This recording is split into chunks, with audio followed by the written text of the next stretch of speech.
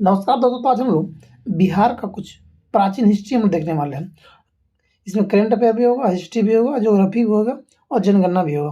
तो देखते हैं हम लोग प्राचीन हिस्ट्री का, देखते हैं कुछ क्वेश्चन है। ये रहा हम लोग का क्वेश्चन कि बिहार का इतिहास प्राचीन काल में पूरा पाषाण काल एवं ताम्र युग की आदिम सभ्यता तक जाता है। जी बिल्कुल। दूसरा कह रहा है कि मुंगेर से निम्न पूरा पाषाण काल से अवशेष प्राप्त हुए थे। हाँ बिल्कुल बात है। कह रहा कि चिरांद जो सारण में है, मुंगेर से पूरा पाषाण काल के, चिरांद के सारण और चेचर वैशाली के नवपाषाण युग के अवशेष बहुत याद रखिएगा। चिरांद और चेचर से नवपाषाण काल और मुंगेर से पूरा पाषाण काल। ठीक है, अगला देखते हैं। अगला कह रहा है कि आपको सर्व करता हूँ, ऋग्वेद में बिहार के क्षेत्रों के लोगों का वर्णन है, जहाँ उसे क्या कहा गया। अन्य ऋग्वेद में बिहार का चर्चा किक्कट के रूप में कहा गया है, अन्य की किरात कहते हैं ऋग्वेद में बिहार को। क्वेश्चन अगला देखते हैं। बिहार का इतिहास आर्यों के आगमन के साथ विविध प्रारंभ होता था। विविधत प्रारंभ होता। आर्यों को आग की जानकारी थी एवं कृषि कार्य करते थे। जी बिल्कुल, आर्य लोग आग का जानकारी था और कृषि भी करते थे। अगला कह रहा कि मनु के पुत्र नाभा नदिष्ट ने वैशाली साम्राज्य का स्थापना किया था। जी, वैशाली साम्राज्य का स्थापना कौन किया था? मनु के पुत्र नाभा नदिष्ट किया था। अगला कह रहा प्राचीन बिहार के इतिहास की जानकारी अथर्ववेद एवं पंचवीस ब्राह्मण में मिलता है। कहाँ का? अथर्ववेद और पंचवीस में। अथर्ववेद और पंचवीस ब्राह्मण से पता चलता है कि मगध में उपवास से रहते थे, किंतु ऋग्वेद में उल्लेख है कि मगध के सबसे प्राचीन वासी क्षत्रिय वर्ण थे। उन्हें आर्य हे दृष्टि से देखते थे, क्योंकि वे वैदिक बलि के बारे में नहीं जानते थे। अगला क्वेश्चन हम लोग का है, कनिंगम ने बोधगया मंदिर को खोजा। उन्होंने गिरियक पहाड़ी में उत्खनन कर इंद्रशिला गुफा का पता लगाया, जिसका वर्णन हेनसंग और फहानी भी किया था। आगे देखते हैं। कनिंगम की सबसे बड़ी उपलब्धि बड़गाम का पता लगाना था। कौन? बड़गाम का, जो राजगीर के समीप प्राचीन नालंदा महाविहार का स्थल है। यहाँ से 2 अभिलेख भी प्राप्त हुए, जिन पर नालंदा उत्कीर्ण है। आगे देखते हैं लोग। कनिंगम ने बिहार शरीफ में घोसरावा गांव की पहचान कनौज के राजा यशोवर्मन द्वारा स्थापित के रूप में किया। कनिंगम ने बसाड़ के अवशेषों के आधार पर वैशाली की प्राचीन स्थल का पता लगाया। पूर्वी चंपारण जनपद के केसरिया स्तूप, लौरिया अरेराज के अशोक के स्तंभ का भी कनिंगम ने पता लगाया था। आर्कियोलॉजिकल सर्वे ऑफ इंडिया के जरिए सूचना प्राप्त होती है कि विक्रमशिला बौद्ध महाविहार की स्थापना प्रसिद्ध पाल शासक धर्मपाल किया था। जी, कौन किया था? धर्मपाल विक्रमशिला विश्वविद्यालय को स्थापना किया था। अगला क्वेश्चन है, उत्तर काल से बिहार का यह क्षेत्र प्राचीन इतिहास का अंग बन गया था। जी बिल्कुल। अगला क्वेश्चन है कि आधुनिक राजगीर और गया के आसपास क्षेत्र अथर्ववेद में वर्णित है। कौन कौन? राजगीर और गया को अथर्ववेद में चर्चा किया गया है। अगला देखते हैं। कोढ़ को हटाने वाली औषधि का आविष्कार मगध में रहने वाली असुर मायारूप नामक प्रथम स्त्री चिकित्सक ने किया था। जी, किसी कोढ़ को हटाने के लिए। बिहार के मिथिला क्षेत्र में आर्यों का प्रवेश उत्तर वैदिक काल में हुआ था। जी, उत्तर वैदिक काल में बिहार के मिथिला में आर्यों का प्रवेश हुआ था। अगला क्वेश्चन है कि ध्यातव्य है कि बिहार के संदर्भ में जानकारी बौद्ध साहित्यों जैसे कि अंगुत्तर निकाय, दीर्घ निकाय, विनय पिटक के अतिरिक्त जैन साहित्य भगवती सूत्र से जानकारी प्राप्त होती है। अगला करके विश्व के सबसे पहले गणतंत्र शासन पद्धति का जन्म वैशाली गणराज्य में हुआ था। सबसे पहले गणतंत्र कौन था? विश्व का सबसे पहला गणतंत्र वैशाली था। विदेह माधव की कहानी शतपथ ब्राह्मण में मिलती है, जिससे कि विदेह माधव सरस्वती नदी के तट पर रहते थे तथा वैश्वानर यानी कि अग्नि को मुख में धारण किए हुए घृत का नाम लेते ही अग्नि मुख से बाहर आ गई तथा नदियों को जलाती हुई सदानीरा बिहार के वर्तमान गंडक नदी तट पर की गई है।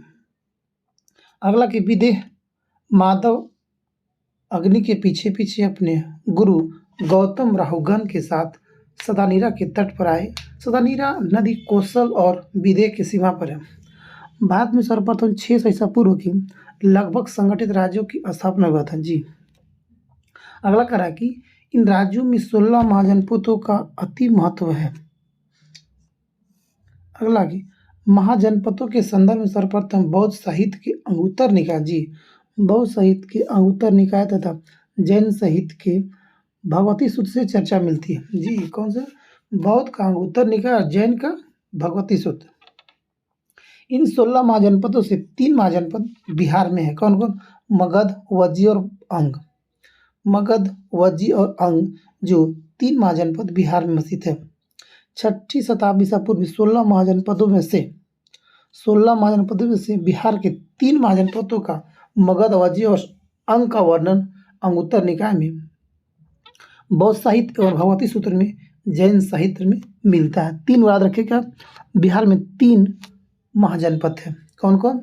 तो मगध, वज्जी और एक है अंग। आगे देखते हैं। ये बिहार राज्य के महत्वपूर्ण संबंधित कुछ क्वेश्चन है, देखिएगा। पटना जिले के फातिमा स्थल के समीप गंगा से मिलने वाली नदी कौन सी है? सहायक नदी पुनपुन, यानी कि गंगा का सहायक नदी कौन सी? पुनपुन, जो फातिमा के पास मिलती है। दूसरा कह रहा है कि भारत में बिहार का जूट उत्पादन स्थान दूसरा है, जूट जी। स्रोत इसे क्या होता है? स्रोत पटसन विकास निदेशालय, भारत सरकार। त्रिवेणी नहर का उद्गम स्थल गंडक नदी से, याद रखिएगा, त्रिवेणी नहर का उद्गम स्थल गंडक नदी से है। अगला, कैमूर का पठार प्रसिद्ध है चूना पत्थर के लिए। कैमूर का पठार प्रसिद्ध है चूना पत्थर के लिए। अनुपम झील बिहार में कहाँ? याद रखिएगा, अनुपम झील बिहार में कैमूर जिला में है। तीसरा क्वेश्चन कह रहा है कि बिहार का सबसे बड़ा वन्यजीव अभ्यारण्य कौन सा है? कैमूर वन्यजीव अभ्यारण्य। बिहार की सोमेश्वर पर्वत श्रेणी का निर्माण कौन से काल में किया गया था? तो प्लीस्टोसीन काल में किया गया था सोमेश्वर पहाड़ी का निर्माण। आगे देखते हैं। बिहार में राष्ट्रीय राजमार्गों की कुल लंबाई सड़क परिवहन और राजमार्ग मंत्रालय भारत सरकार के अनुसार कितना है? तो 5969.4 किलोमीटर है 2022 तक के अनुसार, 31 दिसंबर। अब कर रहा है कि छोटा नागपुर के जंगल का मुख्यतः वनस्पति है। कौन है? तो पर्णपाती होती है। पर्णपाती मतलब होता है कि सभी पत्ता पेड़ों का एक बार गिरा देना पर्णपाती कहलाता है। गौतम बुद्ध वन्यजीव अभ्यारण्य और राष्ट्रीय उद्यान कहाँ है? तो गया जिले में। बिहार के गया जिले में कौन? गौतम बुद्ध वन अभ्यारण्य। अगला क्वेश्चन है वर्तमान बिहार में कुल कितना जिला है? तो बिहार में कुल 38 जिला है। कितना? 38 जिला। बिहार का मुख्य फसल कौन से खाद्य होता है? तो चावल, गेहूँ और मक्का। याद रखिएगा, बिहार का मुख्य खाद्यान्न फसल चावल, मक्का और गेहूँ है।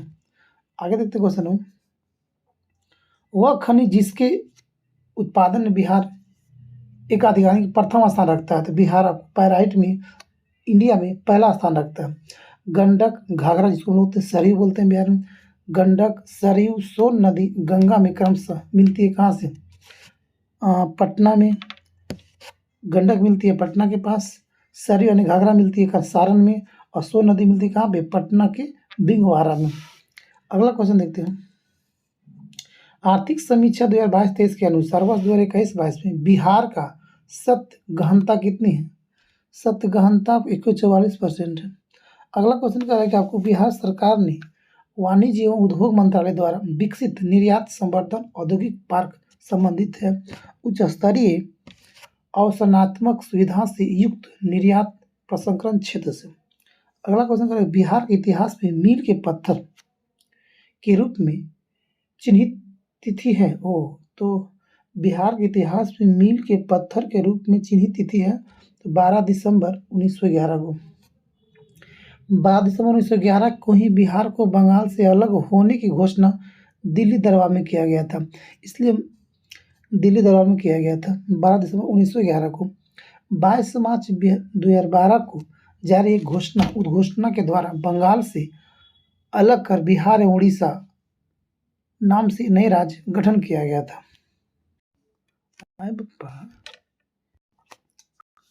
राजकीय प्रतीक देखा जाए, कह कि राजकीय वृक्ष कौन है? पीपल है। राजकीय पुष्प कौन है? गेंदा है। राष्ट्रीय पशु कौन है? बैल। राष्ट्रीय पक्षी कौन है? गौरैया।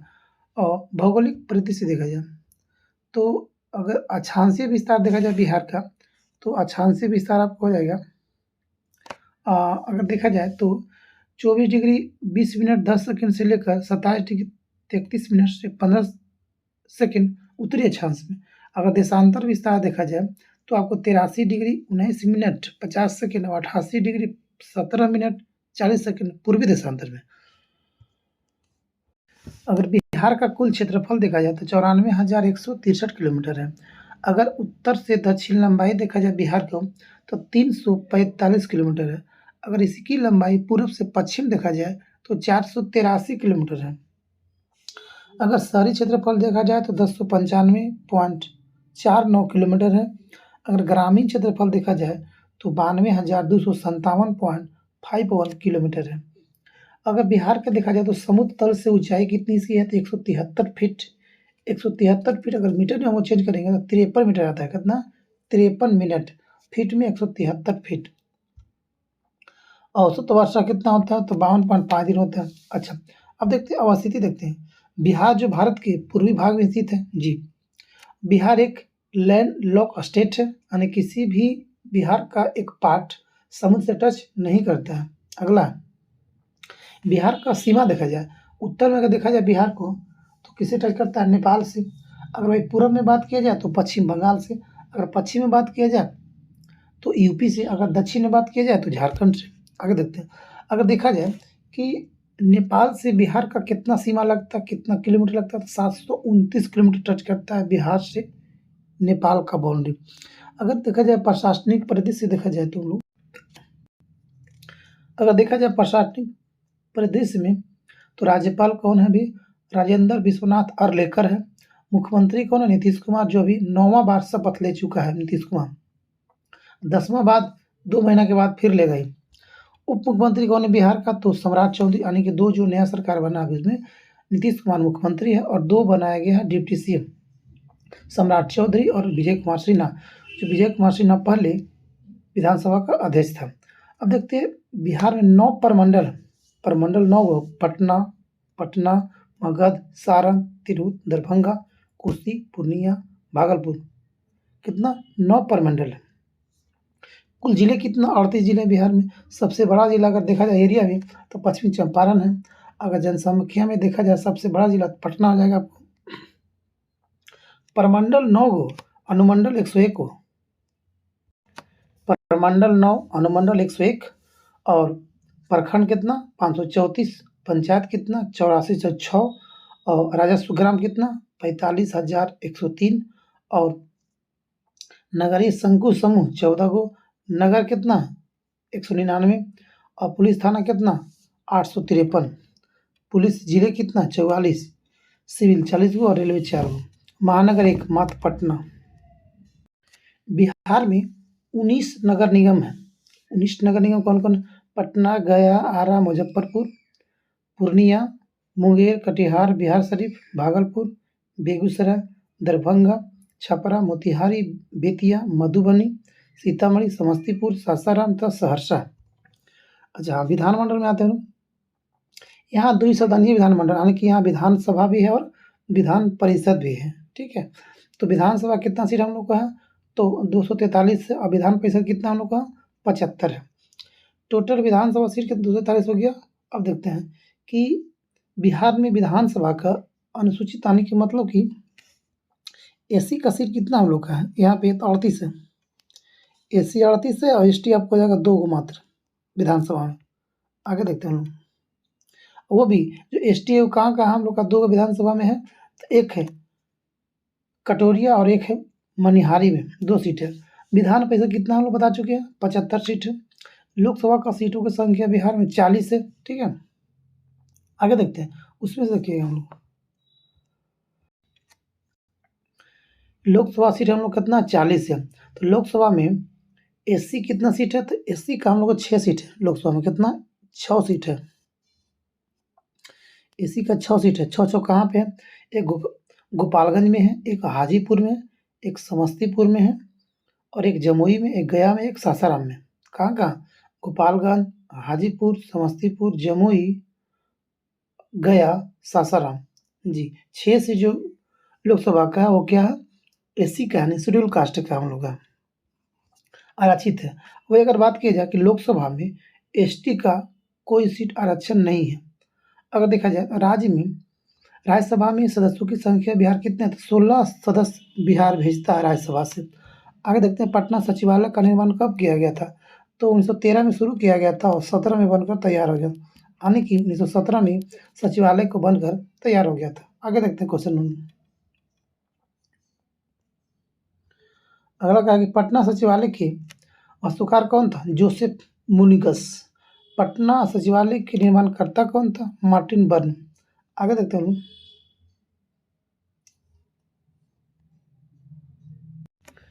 अगर देखा जाए तो झारखंड से बिहार का कितना जिला संपर्क करता है, बाउंड्री टच करता है, तो झारखंड से कौन का, रोहतास, औरंगाबाद, गया, नवादा, जमुई, बांका, भागलपुर, कटिहार। कितना हो गया, तो आपको हो जाएगा रोहतास 1, 2, गया 3, नवादा 4, जमुई 5, बांका 6, भागलपुर 7, कटिहार 8, यानी कि झारखंड से 8 जिला बिहार का टच करता है।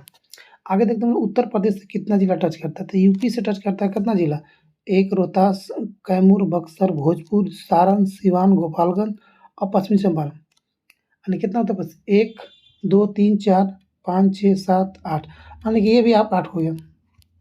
झारखंड से 8, कहाँ, झारखंड से 8 हो गया, और यूपी से भी आपको 8 हो गया, 2 हो गया। अब आते हैं पश्चिम बंगाल में आते हैं। पश्चिम बंगाल से कितना जिला टच करता है, तो पश्चिम बंगाल से मात्र 3 ही जिला टच करता है। कौन कौन है, कटिहार, पूर्णिया, किशनगंज। कटिहार, पूर्णिया, किशनगंज 3 ही जिला। पश्चिम बंगाल से 3 जिला, कटिहार, पूर्णिया, किशनगंज। आगे देखते हैं, राज्य की सीमा को स्पर्श करने वाला एकमात्र देश है कौन, नेपाल है। नेपाल से सटे बिहार का जिला कौन कौन है, याद रखिएगा ऊपर में, पश्चिमी चंपारण, पश्चिमी चंपारण, पूर्वी चंपारण, सीतामढ़ी, मधुबनी, सुपौल, अररिया, किशनगंज। कितना हो गया, 1, 2, 3, 4, 5, 6, 7, मतलब कि नेपाल से 7 गो, यूपी से 8 गो, झारखंड से 8 गो और बंगाल से 3 गो। अब देखना कि भारत के कुल क्षेत्रफल का बिहार कितना परसेंट है, तो मात्र 2.86% है बिहार का एरिया कुल भारत का क्षेत्रफल से। आगे देखते हैं, आगे देखते हैं कह रहा कि कुल वन बिहार का क्षेत्रफल का कितना प्रतिशत है, तो 7.8% मात्र यहाँ जंगल है। और जंगल कितना होना चाहिए, नियम के अनुसार 33% जंगल पूरा भौगोलिक क्षेत्र का होना चाहिए, कम से कम 33% जंगल है। कितना, 7.84% जंगल है बिहार का 2021 के अनुसार। ये डाटा आप याद रखिएगा। अगला कहा कि जलवायु कैसी है, तो हम जलवायु मानसूनी है, जब मानसून आता है तब वर्षा होता है बिहार में, ठीक है। अगला कह रहा है कि सबसे लंबी नदी कौन सी, तो गंगा है बिहार में। सबसे गर्म कुंड कौन सा, तो ब्रह्मा कुंड है जी। सर्वाधिक पाई जाने वाली मिट्टी कौन सी, तो सबसे ज़्यादा बिहार में पाया था जलोढ़ मिट्टी। यहाँ का जो खाद्य फसल है, सर्वप्रमुख खाद्य फसल चावल है। ऐसे चावल, गेहूँ, मक्का तीनों है, प्रमुख है, बट ज़्यादा मात्रा में चावल होता है। सर्वाधिक क्षेत्रफल वाला 3 जिला होता है, कौन कौन, पश्चिमी चंपारण और गया और पूर्वी चंपारण। याद रखिएगा क्षेत्रफल में जिलों का क्रम, पश्चिमी चंपारण पहला स्थान पर, दूसरा पर गया, तीसरा पर पूर्वी चंपारण है। सबसे कम क्षेत्रफल वाले 3 जिला कौन कौन, शिवहर, अरवल और शेखपुरा। शिवहर सबसे कम, उसके बाद अरवल, उसके बाद शेखपुरा, ठीक है। अब आते 2011 की जनगणना के अनुसार हम लोग, कुल जनसंख्या बिहार का कितना था 2011 की जनगणना के अनुसार, अभी कितना है, तो याद रखिएगा इकाई मतलब कि 10.41 करोड़ है। कितना है, 10.41 करोड़ है। अभी अगर देखा जाए तो बिहार का जनसंख्या टोटल 15 के आसपास हो गया होगा, 12 से तो वही होगा। देश की जनसंख्या का लगभग 8.6% यहाँ जनसंख्या निवास करती है, मतलब लगभग 10.5 करोड़ आसपास रखिए। अगर पुरुष की बात किया जाए 54, यहाँ 54 लाख इतना 54,278 157 है। महिला है 49,821,295, महिला कम है। अच्छा, अगर जनसंख्या घनत्व देखा जाए बिहार का, तो प्रति वर्ग किलोमीटर में 1106 लोग रहते हैं। कितना? 1106 लोग। और इंडिया की बात किया 283 लोग रहते हैं। बिहार कितना है? 1106। अगर जनसंख्या वृद्धि दर देखा जाए, जनसंख्या वृद्धि दर देखा जाए बिहार का, तो 25.42% भारत की कुल जनसंख्या का 8.60 है। जनसंख्या वृद्धि दर कितना? 25.42। लिंगानुपात अगर देखा जाए तो 918 है। लिंगानुपात 918। अगर शिशु लिंगानुपात देखा तो 935 है, दोनों कम है। अगर साक्षरता की अगर बात की जाए तो ओवरऑल 61.80%, 61.80% है यहाँ का जन साक्षरता ओवरऑल। अगर पुरुष का देखा जाए तो 71.2%, अगर महिला का देखा जाए 51.5%। टोटल ओवरऑल देखा था तो 61.8, पुरुष का 71.2 और महिला का 51.5। आगे देखते हैं हम लोग। अगर ग्रामीण साक्षरता देखा जाए तो 59.78% है। जी, कितना? 59.78%। अगर पुरुष का देखा जाए ग्रामीण में कितना साक्षरता है तो 69.67 और महिला का 49% मात्र कम है। जी, अगर शहर में देखा जाए तो 76.80% पुरुष का है, टोटल है। उसमें पुरुष का 82%, अच्छा 82.56 और महिला 70.49, यहाँ भी कम है। अगर देखा जाए ग्रामीण जनसंख्या कितना है तो याद रखिएगा, ग्रामीण जनसंख्या 88.71% और शहर जनसंख्या कितनी है तो 11.29% है। आगे देखते हैं। सर्वाधिक जनसंख्या वाले 3 जिला है। पहला पटना, दूसरा पूर्वी चंपारण, तीसरा मुजफ्फरपुर। एरिया था कौन कम? पश्चिमी चंपारण था, पहला था सबसे ज़्यादा एरिया पश्चिमी चंपारण का है, दूसरा में गया का, तीसरा में पूर्वी चंपारण का है। जनसंख्या में पहला पटना, दूसरा पूर्वी चंपारण और तीसरा मुजफ्फरपुर। जनसंख्या में पहला पटना, दूसरा पूर्वी चंपारण और तीसरा मुजफ्फरपुर। अगर न्यूनतम जनसंख्या की अगर बात की जाए तो सबसे कम जनसंख्या शेखपुरा में, उसके बाद शिवहर में, उसके बाद अरवल में। शेखपुरा, शिवहर, अरवल। सर्वाधिक जनसंख्या घनत्व वाला तो सबसे ज़्यादा घनत्व शिवहर का 1880, प्रति वर्ग किलोमीटर में 1880 लोग रहते हैं। याद रखिएगा, लगभग 1900 लोग रहते हैं यहाँ पे। सबसे सर्वाधिक घनत्व कहाँ पे? शिवहर में, उसके बाद पटना में, उसके बाद दरभंगा में। शिवहर, पटना, दरभंगा। न्यूनतम जनसंख्या घनत्व कैमूर में, याद रखिएगा। सबसे जनसंख्या घनत्व कहाँ? शिवहर में, और सबसे कम कहाँ? कैमूर में। सभी जनसंख्या कहाँ? पटना में, सबसे कम शेखपुरा में। जी, तो कहाँ कहाँ जनसंख्या घनत्व ज़्यादा है? सबसे कम जनसंख्या घनत्व कहाँ? तो कैमूर में, जमुई में और बांका में। आगे देखते क्वेश्चन नंबर 9। सर्वाधिक लिंगा अनुपात वाला 3 जिला गोपालगंज, सिवान, सारण। गोपालगंज, सिवान और सारण में सर्वाधिक लिंगानुपात है। न्यूनतम लिंगानुपात कहाँ पे? तो मुंगेर में, उसके बाद भागलपुर में, उसके बाद खगड़िया में। अगला कि सर्वाधिक साक्षरता वाला जिला तो रोहतास, उसके बाद आता है पटना का स्थान आता है। सबसे अधिक साक्षरता वाला जिला रोहतास, याद रखिएगा। न्यूनतम साक्षरता वाला जिला पूर्णिया, सबसे कम पूर्णिया का, उसके बाद सीतामढ़ी का आता है।